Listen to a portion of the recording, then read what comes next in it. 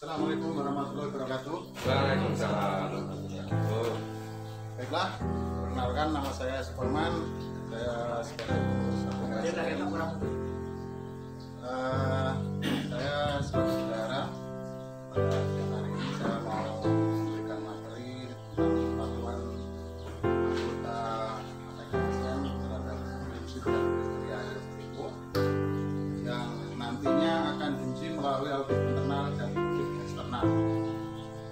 Pada sesi ini tujuannya adalah untuk memberikan pemahaman terhadap anggota agar tetap patuh terhadap prinsip dan kriteria yang dulu ada 8 untuk tahun 2019 sudah diringkas menjadi berapa Pak? Jadi pada kesempatan ini yang pertama, setiap anggota harus patuh terhadap prinsip yang telah kita sebutkan tadi. Pertama adalah kepatuhan terhadap produktivitas, peningkatan produktivitas. Yang kedua, legalitas. Yang ketiga, hak pekerja.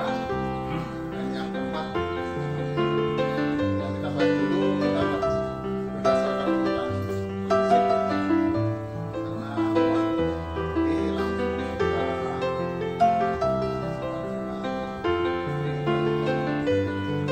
yang pertama, setiap anggota harus patuh terhadap pemenuhan legalitas. Legalitas itu ada dua. Satu, secara jelas kita harus menyiapkan visa dan KK, dan setiap anggota wajib bersama. Tujuannya adalah menjadi pemimpin yang nanti. Terus yang kedua, tentang kerja juga harus diperhatikan.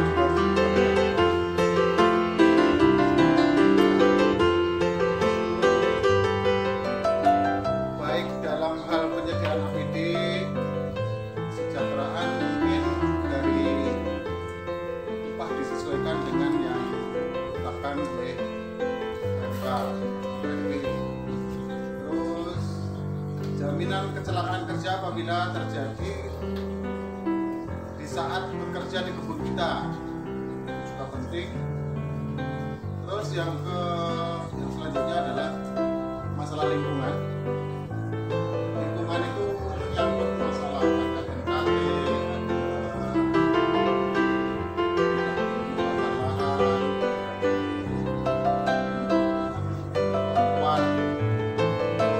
sangat berkaitan dengan kenapa? Karena NKT itu sangat penting untuk kita jaga dan kita lestarikan agar hayat yang ada di dalamnya tidak bergabung. Tapi nanti untuk selanjutnya akan ada teman lain yang akan menjelaskan masalah NKT. Kemudian yang terakhir di sini pertama satu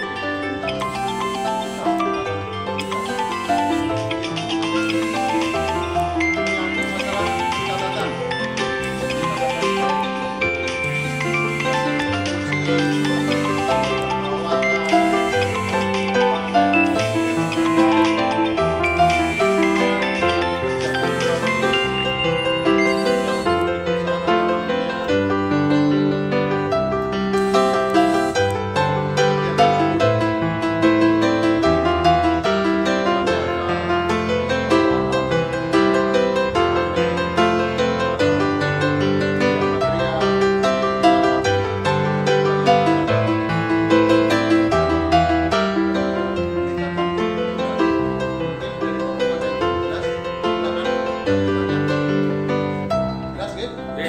Jelas saya ingin menguji bapak-bapak tentang kepatuhan ini. Bapak sudah patuh atau belum, Git?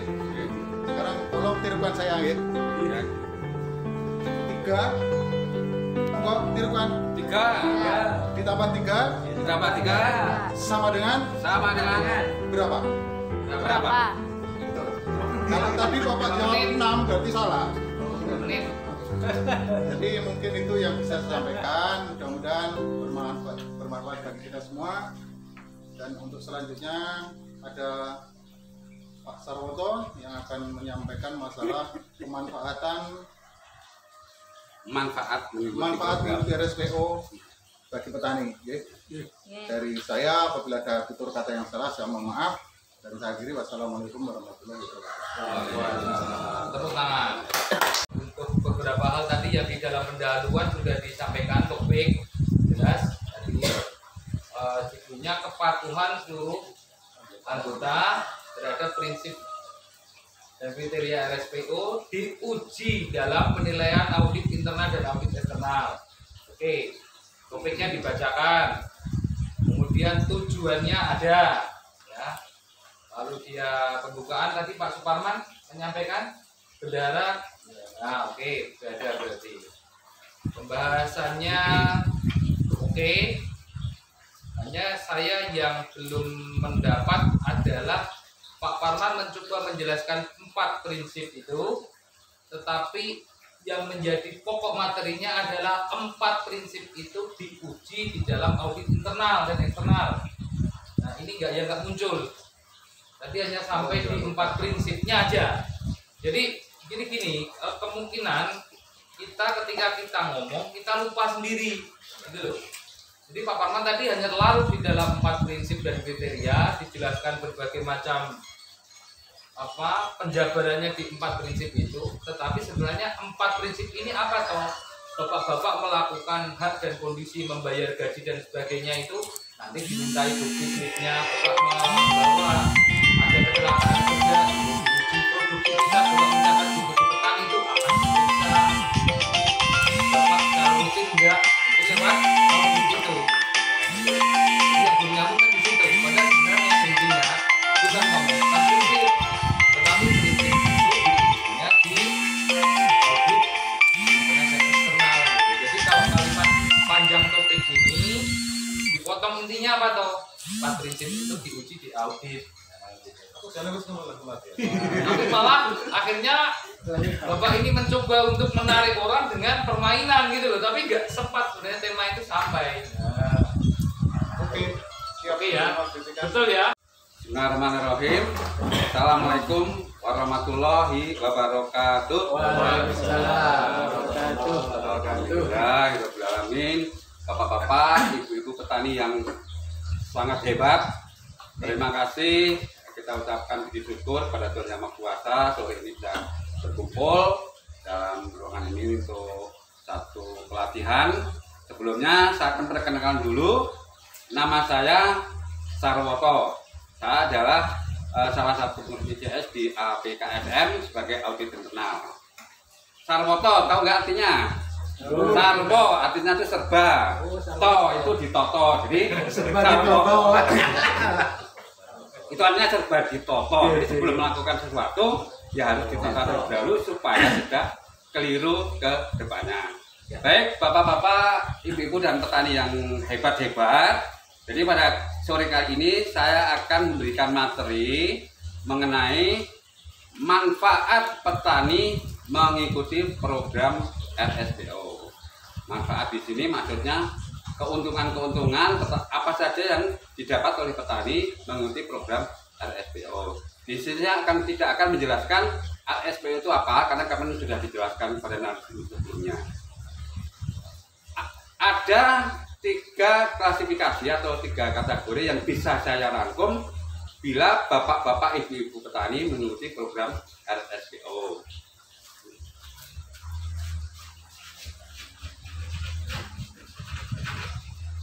Yang pertama adalah keuntungan atau manfaatnya secara teknis.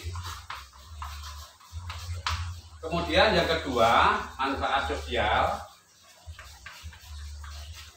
Kemudian yang ketiga adalah manfaat finansial atau keuangan.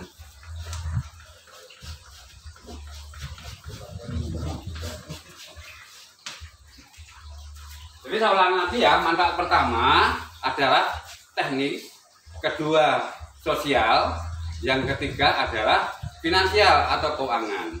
Mungkin sebelum saya lanjutkan, Pak Siswanto udah ikut RSPO? Tahu manfaatnya? Tahu, bagus. Mbak Putri udah ikut RSPO? Udah. Tahu manfaatnya? Ya. Udah, bagus. Oke, jadi sini sudah rata-rata ikut. Saya jelaskan lebih lanjut. Yang pertama adalah manfaat secara teknis. Apa manfaat secara teknis untuk petani yang ikut RSPO? Satu, bahwa petani yang ikut RSP itu legalitas lahannya terjamin.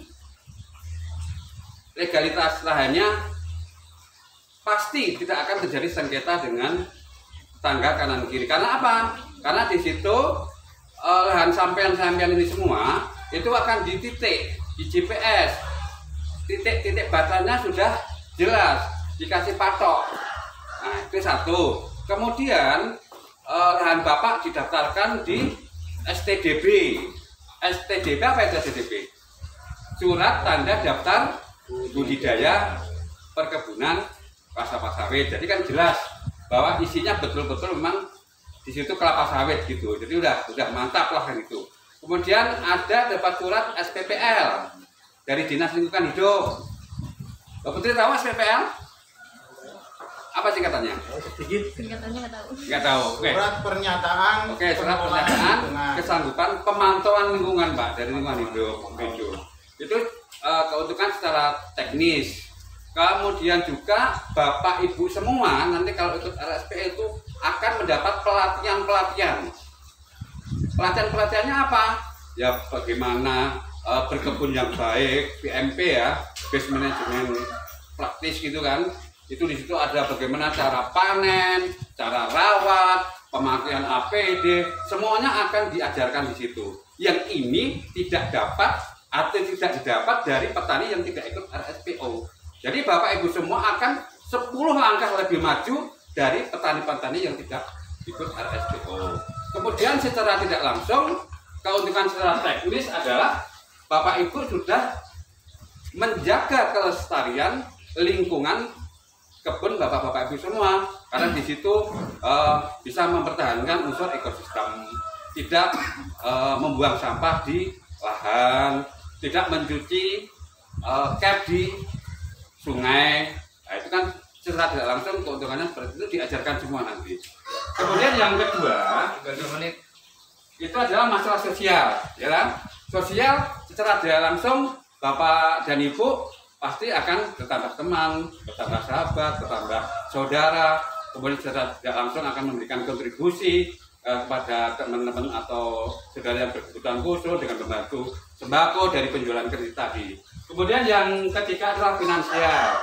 Dari hasil penjualan kredit itu Bapak itu bisa memanfaatkan dengan prosedur bersama, mungkin untuk tambahan usaha lain, misalnya mau jualan pupuk, itu kan dijual untuk bati disimpan, dijual herbisida untuk bati disimpan, itu kan hasilnya ada tambahan pendapatan khusus. Jadi saya ulangi lagi, untuk manfaat Bapak Ibu ikut RSPO yaitu secara teknis, sosial, dan finansial ya. Semua akan didapat, yang itu tidak akan didapat oleh petani-petani yang tidak ikut program RSPO. Jadi mungkin itu yang bisa saya sampaikan. Sebelumnya saya akan tutup dulu dengan 2 buah pantun. Biar nggak ngantuk nih ya. Ke Pantai Kubu naik vario. Asik gitu dong. Saya ulangi ya. Ke Pantai Kubu naik vario. Ketemu Pak Parman lagi makan di kita jua. Ayo Bapak Ibu kita ikut RSPO. Pasti kalian akan jaya. Kapan lagi ya, satu lagi ya. Beli martabak ke Pandusan Jaya. Martabak dimakan dengan lombok rawit. Kalau APKSM ini tetap jaya, ya ayo kita kompak, kita solid, kita komit. Baik, itu aja yang bisa saya sampaikan. Kurang lebihnya saya mohon maaf. Assalamualaikum warahmatullahi wabarakatuh. Waalaikumsalam. Forum yang lebih besar, mungkin banyak audiens yang kurang menangkap. Mungkin bicaranya agak pelan sedikit. Gitu, Pak. Itu mengejar 7 menit lagi Pak Wato. Jadi katakan banyak apa ya, kalau dalam lagu itu banyak artikulasi yang kurang jelas. Iya. Ya. Baik, baik teman-teman, ada lagi? Cukup ya. Baik, kita tutup untuk latihan public speaking. Sambil ini karena kita waktunya kan beda 1 tahun, tetap nanti kita akan tampil lagi. Nanti tak bagi share di grup aja. Pak ini nanti di grupnya bahas ini, Pak ini seperti kita lagi ya. Atau nanti Pak, Bapak mau nunjuk nomor berapa, milih angka berapa, Pak Woto 1, oh Pak Woto ini, Pak Rohipin saya 3 Mas, 3 tak sampaikan ini. Jadi sosial dan finansial. Jadi itu catatan, mungkin bisa dibagi untuk waktunya di tiga pembahasan itu. Tapi yang saya mau katakan adalah ketika kurang 2 menit Pak Woto sadar, lalu Pak Woto bisa mengejar yang 2 menit itu sehingga semua bisa dibahas. Nah itu jadi misalnya ini bagus sekali, ini manfaatnya udah bisa secara jelas ya. Woto sudah mendefinisikan ini, malah kita menjadi catatan nih kalau sosialisasi ini ada teknis, ada sosial, ada finansial ini sama-sama semuanya mendapat porsi. Nanti itu di 2 menit atau 1,5. Nah kalau hampir habis waktunya kurang, segera kejar untuk materi yang lain. Jangan kita tetap yang ngomong kurang 2 menit, tetap yang nomor 1 itu diselesaikan dulu, jangan kejar lagi yang masuk yang di sosial dan finansial. Itu yang bisa kita pelajari tadi untuk kurang 2 menit waktunya itu. Mungkin yang lain.